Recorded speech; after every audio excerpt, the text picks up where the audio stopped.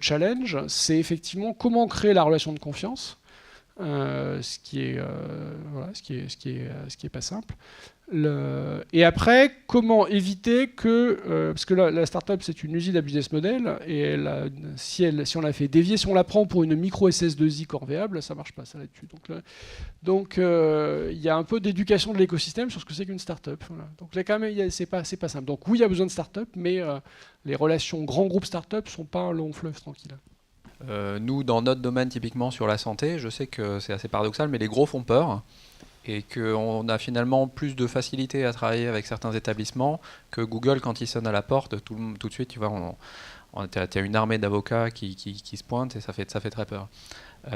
Donc, face aux grands groupes, je pense qu'on a une place parce qu'on est sur un domaine où aujourd'hui les données n'ont pas été phagocytées par 2 ou 3 acteurs.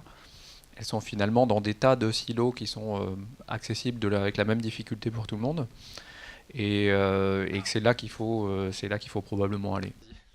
Moi, je voulais rebondir sur la perche Open Innovation. Pour moi, c'est une question de maturité sur son problème, son pain point, est-ce qu'on s'est exposé. Donc, est-ce qu'on est prêt à faire de la plateforme? On peut faire de l'Open Innovation dès qu'on est plateforme. Donc, dans le monde digital, j'ai fait de l'Open Innovation, ça marche super bien. C'est assez facile d'être mature. La plupart des boîtes que je connais sur leur sujet AI, elles ne sont pas à ce niveau de maturité, elles ne sont pas capables d'exposer leurs problèmes sur des API. C'est toujours l'idée de l'IA as a service via API. Pour la plupart des problèmes que je connais vu de l'entreprise, on n'est pas là. Donc il y a des domaines qui se prêtent bien à l'Open Innovation. L'IA, c'est-à-dire réinventer son métier en comprenant que le machine learning permet de changer sa compréhension un peu fondamentale de son métier.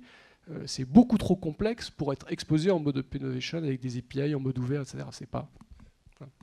Je voulais aussi rappeler que dans le cadre des données de santé, il y a un cadre légal récent, enfin il y a plutôt une initiative récente qui s'appelle Health Data Hub, et qui rentre en fait à l'intérieur d'un cadre légal qui est qu'il va devenir obligatoire de rendre public un certain nombre, librement accessible, un certain nombre de données de type médical.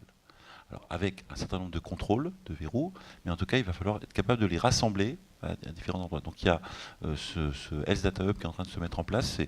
La mise en place a commencé il y a un mois ou deux, et donc l'objectif, c'est qu'à la rentrée, on ait des propositions concrètes à faire là-dedans. Et INRIA est partie prenante de la réflexion sur la mise en place de ce Health Data Hub. Ce qui nous intéresse, c'est qu'on vienne chercher chez nous des choses qui pour l'instant sont encore extrêmement du domaine vraiment de la recherche, de la projection. Parce que le truc classique, ça nous apporte des use cases intéressants et surtout ça nous apporte des questionnements auxquels on n'aurait pas forcément pensé. Donc c'est ça qu'on souhaite que vous veniez, que les startups viennent chercher chez nous. D'accord ? C'est pas les choses qui existent déjà.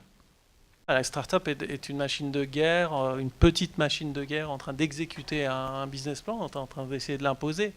Donc la meilleure chose que l'INRIA peut fournir aux startups, c'est peut-être des talents, c'est-à-dire des gens qui ont fait leur PhD à l'INRIA ou un stage ou autre, ou leur postdoc, et qui pourraient rejoindre la startup parce qu'on manque de talent.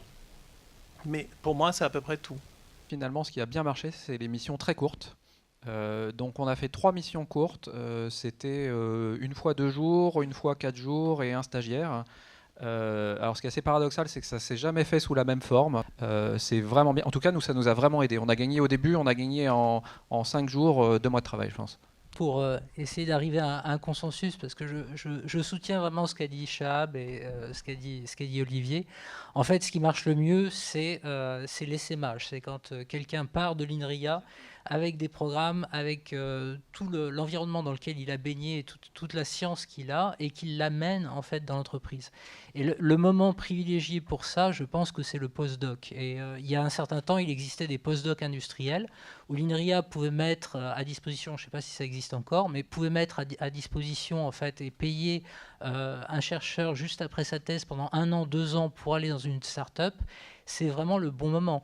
Si c'est un chercheur installé qui travaille à l'INRIA depuis 10 ans, 15 ans, il n'en partira pas. Il n'est pas intéressé par ça, il est intéressé par les publications, on en a parlé.